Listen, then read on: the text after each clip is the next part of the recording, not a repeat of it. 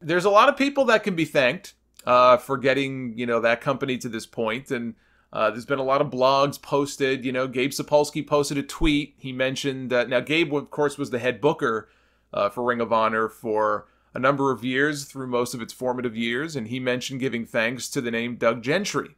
And Doug Gentry was the one-time president of Ring of Honor. He had been friends with Carrie Silkin. And Carrie Silkin was convinced by Doug Gentry to come on board as an investor because Ring of Honor at the time had been operating at a loss. And the company would have been dead a hell of a lot longer ago. A long time ago, this company would have been belly up were it not for Carrie Silkin's money. And that would not have happened without Doug Gentry. And Gentry was a very young guy. He was only 34 when he passed away. This was about, I want to say 2007, 2008. I think pneumonia is what he died from. He had some kind of bacterial infection or heart condition, heart ailment of some kind. He was going to have surgery for it. And then I think a few weeks before surgery, he developed pneumonia. And then ultimately it was the pneumonia that took his life.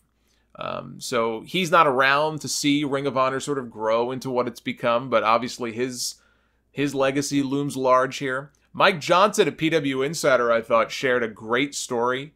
And he made a great point about how Dixie Carter helped save Ring of Honor. Which sounds completely preposterous when I say that out loud, but it's true. And how, he mentions how in the end, she did have success in the wrestling business. It's just that it was only for a company other than her own, which is sort of the irony of it all. But he mentioned something I did not know in his story that he shared. And Mike has been, Mike goes back to the ECW days, and he was at a lot of those early Ring of Honor shows. And he mentioned that it was at the September 2009 Ring of Honor show at the Manhattan Center, which would have had to have been the Glory by Honor show that they did. I think it was Glory by Honor 8 that year, which actually may have been a show I was at. I think I still have all my ticket stubs saved. Back then, when Ring of Honor would give tickets out, it wasn't, printed tickets like you would expect to find now from a Ticketmaster. They were usually different colors. So I was going through my old stuff the other day, and I found all these ripped ticket stubs from all these old Ring of Honor shows. One was red, one was yellow, and one was green and blue. It's like all these different colors. So yeah, I may well have been at that show, but that Glory by Honor show was the last Ring of Honor show for both Bryan Danielson and Nigel McGuinness. Both of them were on their way to WWE. We know, what happened with Bryan and the success that he's had, and unfortunately Nigel did not have that same success. He ended up going to Impact. His career didn't last much longer after that. He had some health issues. So things did not work out for him, unfortunately, although now he's got a nice gig going as a commentator in WWE. But that was supposed to be their last night, and that was a bad blow for Ring of Honor because Danielson and McGuinness were two of the company's biggest stars. And they were on their way out. They had an appearance that night at the show by Bret the Hitman Hart. Anyway, Johnson mentioned that he got 2 different phone calls leading up to the show from people telling him, you better go.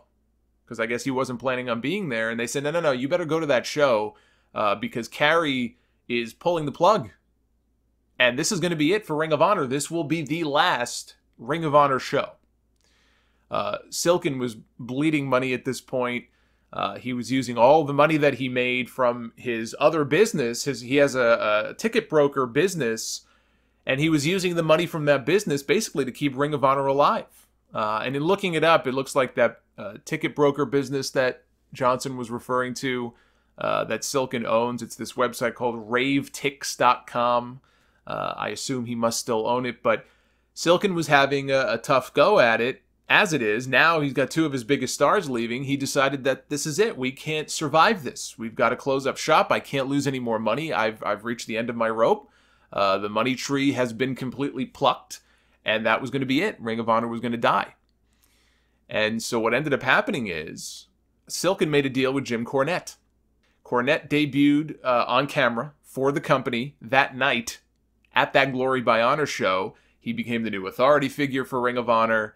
But he also behind the scenes, he also promised Carrie Silkin that, look, I'm going to find you a sponsor, I'm going to find you a partner, I'm going to find you someone to help keep this company alive. All I need you to do is just keep things going for a little while longer. And so Carrie Silkin agreed not to shut down. He was going to give Cornette a chance to pull a rabbit out of the hat. And that's when Jim Cornette brought in a guy by the name of Gary Juster. Now, Gary Juster was a promoter. He worked for WCW for many years. And they got discussions going with Sinclair Broadcast Group about getting television for Ring of Honor. Well, Sinclair just ended up buying the company outright, all 100% of it, and putting it on Sinclair stations across the country, which is where they still air, Ring of Honor shows today. And so here we are now. Now, I know a lot of the talent does not look back kindly necessarily on Jim Cornette's tenure in Ring of Honor. Jim Cornette did not get along with a lot of people. Kevin Owens and Sami Zayn, being two names in particular who I know have had issues with Jim Cornette in the past. His run there did not end on the best of terms. But without Jim Cornette's intervention in 2009, there would be no Madison Square Garden show next year. There would be no ROH. And then there's Dixie. Jim Cornette, before he came to Ring of Honor, had been working for TNA. And we all know how great he got along with Vince Russo. The two of them did not see eye to eye on pretty much anything. He did not agree with Russo's creative vision for TNA. Dixie Carter met with Jim Cornette, said, look, we're going in a different direction. And she fired him. Now, that was on September 15th in 2009. On September 26th, Cornette showed up at the Glory by Honor show, so that's not even 2 weeks later. But had Dixie not fired Jim Cornette, Carrie Silkin shuts that company down that night. ROH does not make the deal with Sinclair. So yes, Dixie Carter helped save Ring of Honor. She has her role in history as being one of several saviors of Ring of Honor. See? She's more of a trailblazer than Stephanie is.